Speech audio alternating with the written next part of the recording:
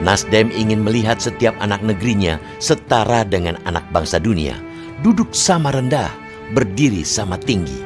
Mengusung gerakan perubahan restorasi Indonesia, Nasdem ingin mengembalikan kepercayaan publik kepada partai politik.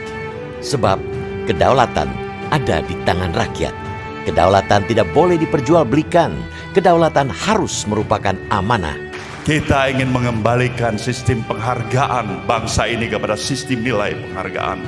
Kebenaran adalah kebenaran. Di mana kebenaran itu tidak pernah bisa diperjualbelikan dengan pragmatisme dan transaksional itu. Berjalan di rel ideologi memang bukan perkara mudah.